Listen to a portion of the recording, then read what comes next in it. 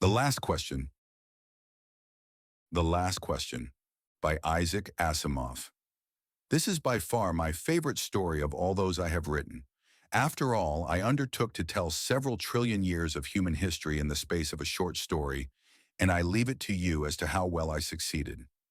I also undertook another task, but I won't tell you what that was, lest L spoil the story for you. It is a curious fact that innumerable readers have asked me if I wrote this story. They seem never to remember the title of the story or, for sure, the author, except for the vague thought it might be me.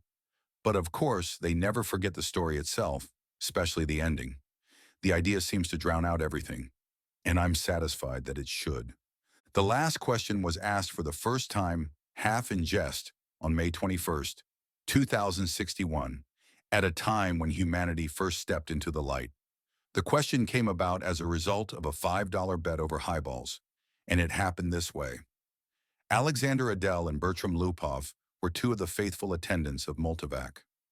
As well as any human beings could, they knew what lay behind the cold, clicking, flashing face, miles and miles of face, of that giant computer.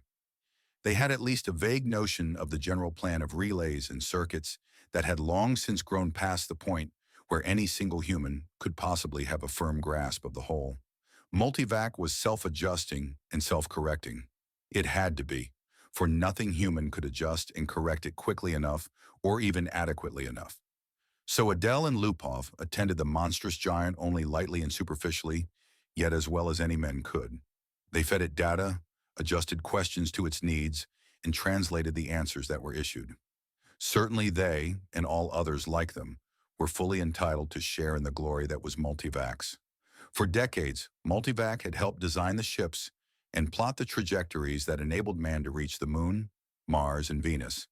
But past that, Earth's poor resources could not support the ships. Too much energy was needed for the long trips. Earth exploited its coal and uranium with increasing efficiency, but there was only so much of both. But slowly, Multivac learned enough to answer deeper questions more fundamentally. And on May 14th, 2061, what had been theory became fact. The energy of the sun was stored, converted, and utilized directly on a planet-wide scale. All Earth turned off its burning coal, its fissioning uranium, and flipped the switch that connected all of it to a small station, 1 mile in diameter, circling the Earth at half the distance of the Moon. All Earth ran by invisible beams of sun power.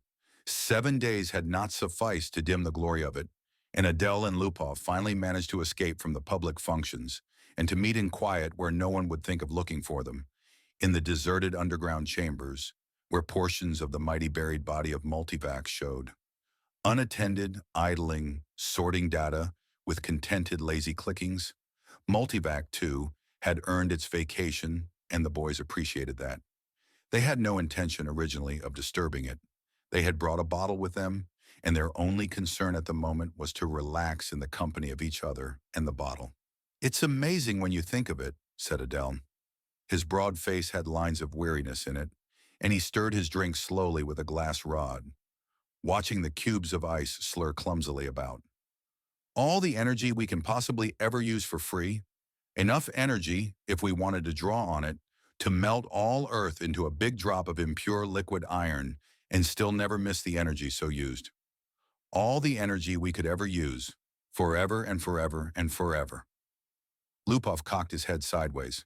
He had a trick of doing that when he wanted to be contrary, and he wanted to be contrary now, partly because he had had to carry the ice and glassware. "Not forever," he said. "Oh, hell, just about forever. Till the sun runs down, Bert. That's not forever." "All right then. Billions and billions of years. 10 billion, maybe. Are you satisfied?" Lupov put his fingers through his thinning hair, as though to reassure himself that some was still left, and sipped gently at his own drink. 10 billion years isn't forever. Well, it will last our time, won't it? So would the coal and uranium. All right, but now we can hook up each individual spaceship to the solar station, and it can go to Pluto and back 1,000,000 times without ever worrying about fuel. You can't do that on coal and uranium. Ask Multivac if you don't believe me. I don't have to ask Multivac. I know that. Then stop running down what multivac's done for us, said Adele, blazing up. It did all right. Who says it didn't? What I say is that a sun won't last forever. That's all I'm saying. We're safe for 10 billion years, but then what? Lupow pointed a slightly shaky finger at the other. And don't say we'll switch to another sun. There was silence for a while. Adele put his glass to his lips only occasionally, and Lupov's eyes slowly closed. They rested. Then Lupov's eyes snapped open. You're thinking we'll switch to another sun when ours is done, aren't you? I'm not thinking. Sure you are. You're weak on logic. That's the trouble with you. You're like the guy in the story who was caught in a sudden shower and who ran to a grove of trees and got under one. He wasn't worried, you see, because he figured when one tree got wet through, he would just get under another one. I get it, said Adele. Don't shout. When the sun is done, the other stars will be gone too. Darn right they will, muttered Lupov. It all had a beginning in the original cosmic explosion, whatever that was, and it'll all have an end when all the stars run down. Some run down faster than others. Hell, the giants won't last 100 million years. The sun will last 10 billion years, and maybe the dwarfs will last 200 billion for all the good they are. But just give us 1,000,000,000,000 years, and everything will be dark. Entropy has to increase to maximum. That's all. I know all about entropy, said Adele, standing on his dignity. The hell you do. I know as much as you do. Then you know everything's got to run down someday. All right, who says they won't? You did, you poor sap. You said we had all the energy we needed, forever. You said forever. It was Adele's turn to be contrary. Maybe we can build things up again someday, he said. Never. Why not? Someday. Never. Ask Multivac. You ask Multivac, I dare you. $5 says it can't be done. Adele was just drunk enough to try, just sober enough to be able to phrase the necessary symbols and operations into a question which, in words, might have corresponded to this. Will mankind one day, without the net expenditure of energy, be able to restore the sun to its full youthfulness, even after it had died of old age? Or maybe it could be put more simply like this. How can the net amount of entropy of the universe be massively decreased? Multivac fell dead and silent. The slow flashing of lights ceased. The distant sounds of clicking relays ended. Then, just as the frightened technicians felt they could hold their breath no longer, there was a sudden springing to life of the teletype attached to that portion of Multivac. 5 words were printed. Insufficient data for meaningful answer. No bet, whispered Lupov. They left hurriedly. By next morning, the two, plagued with throbbing head and cottony mouth, had forgotten the incident. Jared, Jaredine, and Jaredette Wine, too, watched the starry picture in the visiplate change as the passage through hyperspace was completed in its non-time lapse. At once, the even powdering of stars gave way to the predominance of a single bright shining disk, the size of a marble, centered on the viewing screen. That's X-23, said Jared confidently. His thin hands clamped tightly behind his back, and the knuckles whitened. The little Jaredettes, both girls, had experienced the hyperspace passage for the first time in their lives and were self-conscious over the momentary sensation of inside-outness. They buried their giggles and chased one another wildly about their mother, screaming, "We've reached X-23! We've reached X-23! We've—" "Quiet, children," said Jaredine sharply. "Are you sure, Jared?" "What is there to be but sure?" asked Jared, glancing up at the bulge of featureless metal just under the ceiling. It ran the length of the room, disappearing through the wall at either end. It was as long as the ship. Jared scarcely knew a thing about the thick rod of metal, except that it was called a microvac. That one asked it questions if one wished. That if one did not, it still had its task of guiding the ship to a pre-ordered destination, of feeding on energies from the various subgalactic power stations, of computing the equations for the hyperspatial jumps. Jared and his family had only to wait and live in the comfortable residence quarters of the ship. Someone had once told Jared that the AC at the end of microvac stood for automatic computer in ancient English, but he was on the edge of forgetting even that. Jaredine's eyes were moist as she watched the visiplate. "I can't help it. I feel funny about leaving Earth." "Why, for Pete's sake?" demanded Jared. "We had nothing there. We'll have everything on X-23. You won't be alone. You won't be a pioneer. There are over 1 million people on the planet already. Good Lord, our great-grandchildren will be looking for new worlds because X-23 will be overcrowded. Then after a reflective pause, I tell you, it's a lucky thing the computers worked out interstellar travel the way the race is growing. I know, said Geraldine miserably. Gerardette, I said promptly. Our microvac is the best microvac in the world. I think so too, said Jared, tousling her hair. It was a nice feeling to have a microvac of your own, and Jared was glad he was part of his generation and no other. In his father's youth, the only computers had been tremendous machines taking up 100 square miles of land. There was only one to a planet. Planetary ACs, they were called. They had been growing in size steadily for 1,000 years, and then, all at once, came refinement.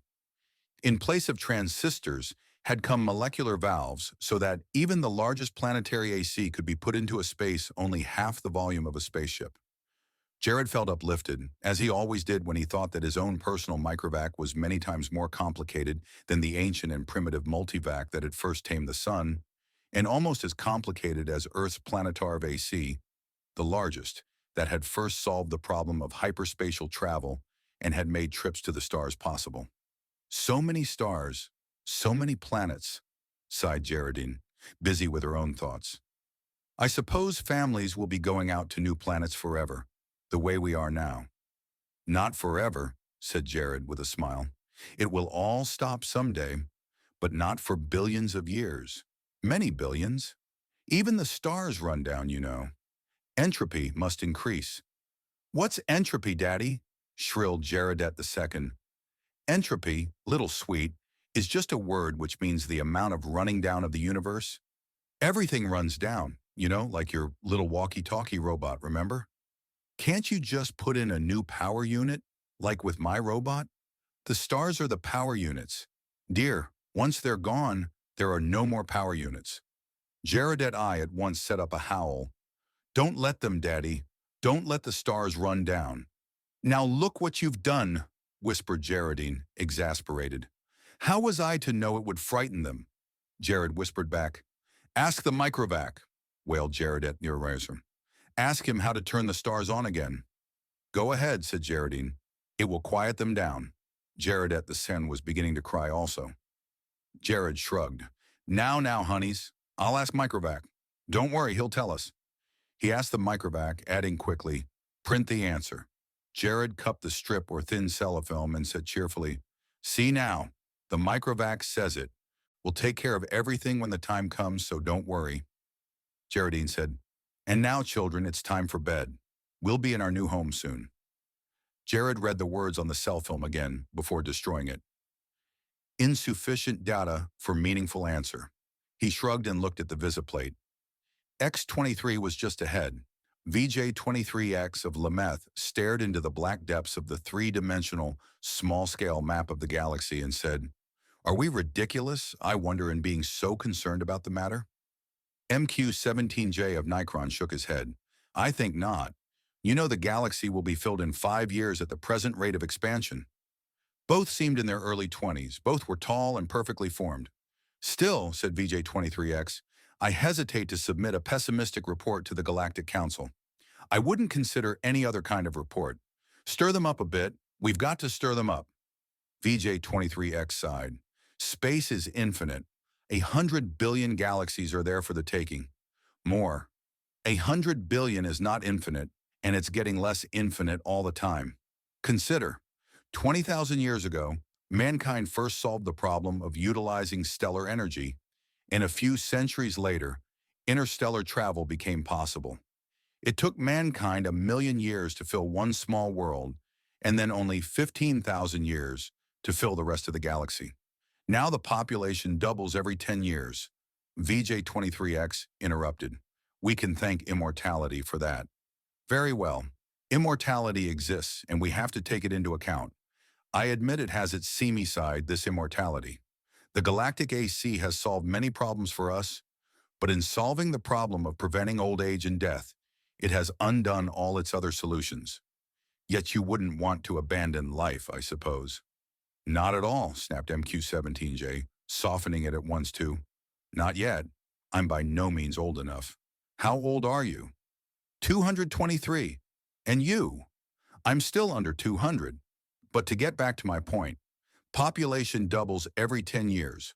Once this galaxy is filled, we'll have filled another in 10 years. Another 10 years and we'll have filled two more. Another decade, four more. In 100 years, we'll have filled 1,000 galaxies. In 1,000 years, 1,000,000 galaxies. In 10,000 years, the entire known universe. Then what? VJ23X said, as a side issue, there's a problem of transportation.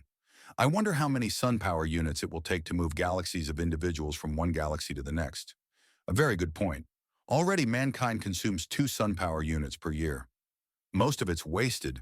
After all, our own galaxy alone pours out 1,000 sun power units a year, and we only use 2 of those. Granted, but even with 100% efficiency, we only stave off the end. Our energy requirements are going up in a geometric progression even faster than our population. We'll run out of energy even sooner than we run out of galaxies. A good point. A very good point. We'll just have to build new stars out of interstellar gas. Or out of dissipated heat? Asked MQ-17J sarcastically. There may be some way to reverse entropy. We ought to ask the galactic AC.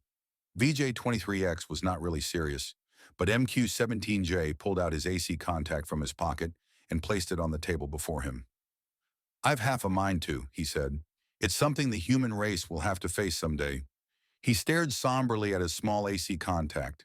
It was only 2 inches cubed and nothing in itself, but it was connected through hyperspace with the great galactic AC that served all mankind. Hyperspace considered, it was an integral part of the galactic AC. MQ-17J paused to wonder if someday in his immortal life he would get to see the galactic AC. It was on a little world of its own, a spider webbing of force beams holding the matter within which surges of submesons took the place of the old clumsy molecular valves. Yet despite its subetheric workings, the galactic AC was known to be a full 1,000 feet across. MQ-17J asked suddenly of his AC contact, can entropy ever be reversed? VJ23X looked startled and said at once, oh, say, I didn't really mean to have you ask that. Why not? We both know entropy can't be reversed. You can't turn smoke and ash back into a tree. Do you have trees on your world? Asked MQ-17J. The sound of the galactic AC startled them into silence.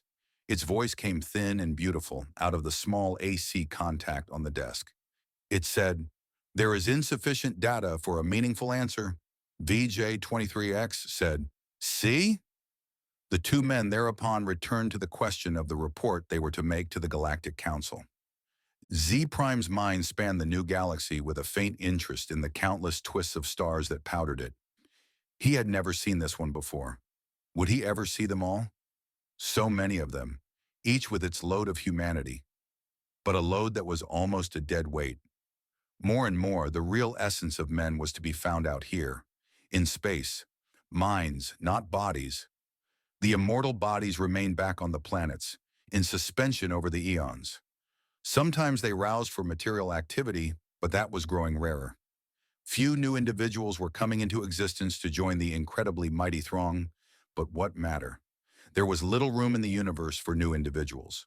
Z Prime was roused out of his reverie upon coming across the wispy tendrils of another mind. I am Z Prime, said Z Prime. And you? I am D sub 1. Your galaxy? We call it only the galaxy, and you? We call ours the same. All men call their galaxy, and nothing more. Why not? True, since all galaxies are the same. Not all galaxies. On one particular galaxy, the race of man must have originated. That makes it different. Z Prime said, on which one? I cannot say. The universal AC would know. Shall we ask him? I am suddenly curious. Z Prime's perceptions broadened until the galaxies themselves shrank and became a new, more diffuse powdering on a much larger background. So many hundreds of billions of them, all with their immortal beings, all carrying their load of intelligences with minds that drifted freely through space. And yet one of them was unique among them all in being the original galaxy.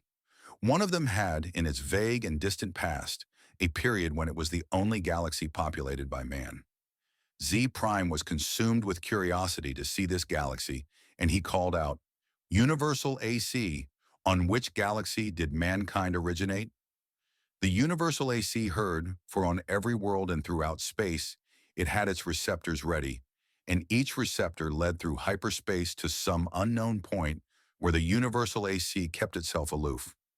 Z Prime knew of only one man whose thoughts had penetrated within sensing distance of Universal AC, and he reported only a shining globe, 2 feet across, difficult to see. But how can that be all of Universal AC? Z Prime had asked. Most of it, had been the answer, is in hyperspace. In what form it is there, I cannot imagine. Nor could anyone, for the day had long since passed, Z Prime knew, when any man had any part of the making of a Universal AC. Each Universal AC designed and constructed its successor. Each, during its existence of 1,000,000 years or more, accumulated the necessary data to build a better and more intricate, more capable successor in which its own store of data and individuality would be submerged. The Universal AC interrupted Z Prime's wandering thoughts, not with words, but with guidance. Z Prime's mentality was guided into the dim sea of galaxies, and one in particular enlarged into stars. A thought came, infinitely distant, but infinitely clear. This is the original galaxy of man. But it was the same after all, the same as any other. And Lee Prime stifled his disappointment. D Sub 1, whose mind had accompanied the other, said suddenly, "And is one of these stars the original star of man?" The Universal AC said, "Man's original star has gone nova. It is a white dwarf." "Did the men upon it die?" asked Lee Prime, startled and without thinking. The Universal AC said, "A new world as in such cases was constructed for their physical bodies in Ptolemy." "Yes, of course," said Z Prime, but a sense of loss overwhelmed him even so. His mind released its hold on the original galaxy of man, let it spring back and lose itself among the blurred pinpoints. He never wanted to see it again. D Sub 1 said, "What is wrong?" "The stars are dying. The original star is dead." "They must all die. Why not?" "But when all energy is gone, our bodies will finally die, and you and I with them. It will take billions of years. I do not wish it to happen even after billions of years." Universal AC, how may stars be kept from dying? D Sub 1 said in amusement. "You're asking how entropy might be reversed in direction?" And the Universal AC answered, "There is as yet insufficient data for a meaningful answer." Z Prime's thoughts fled back to his own galaxy. He gave no further thought to D Sub 1, whose body might be waiting on a galaxy a trillion light years away, or on the star next to Z Prime's own. It didn't matter. Unhappily, Z Prime began collecting interstellar hydrogen, out of which to build a small star of his own. If the stars must someday die, at least some could yet be built. Man considered with himself, for in a way, man, mentally, was one. He consisted of a trillion ageless bodies, each in its place, each resting quiet and incorruptible, each cared for by perfect automatons, equally incorruptible, while the minds of all the bodies freely melted one into the other, indistinguishable. Man said, "The universe is dying." Man looked about at the dimming galaxies. The giant stars, spendthrifts, were gone long ago, back in the dimmest of the dim far past. Almost all stars were white dwarfs, fading to the end. New stars had been built of the dust between the stars, some by natural processes, some by man himself, and those were going, too. White dwarfs might yet be crashed together, and of the mighty forces so released, new stars built, but only one star for every 1,000 white dwarfs destroyed, and those would come to an end too. Man said, "Carefully husbanded, as directed by the cosmic AC, the energy that is even yet left in all the universe will last for billions of years." "But even so," said man, "eventually it will all come to an end. However it may be husbanded, however stretched out, the energy once expended is gone and cannot be restored. Entropy must increase forever to the maximum." Man said, "Can entropy not be reversed? Let us ask the cosmic AC." The cosmic AC surrounded them, but not in space. Not a fragment of it was in space. It was in hyperspace and made of something that was neither matter nor energy. The question of its size and nature no longer had meaning in any terms that man could comprehend. Cosmic AC, said man, how may entropy be reversed? The cosmic AC said, there is as yet insufficient data for a meaningful answer. Man said, collect additional data. The cosmic AC said, I will do zero. I have been doing so for 100 billion years. My predecessors and I have been asked this question many tomes. All the data I have remains insufficient. Will there come a time, I said man, when data will be sufficient, or is the problem insoluble in all conceivable circumstances? The cosmic AC said, no problem is insoluble in all conceivable circumstances. Man said, when will you have enough data to answer the question? The cosmic AC said, there is as yet insufficient data for a meaningful answer. Will you keep working on it? Asked man. The cosmic AC said, I will. Man said, we shall wait. The stars and galaxies died and snuffed out, and space grew black after 10 trillion years of running down.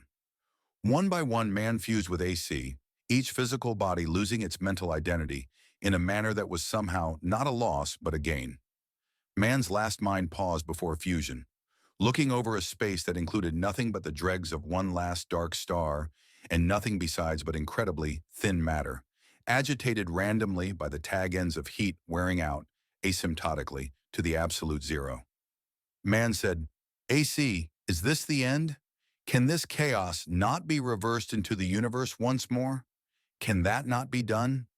AC said, there is as yet insufficient data for a meaningful answer. Man's last mind fused and only AC existed, and that in hyperspace. Matter and energy had ended, and with it, space and time.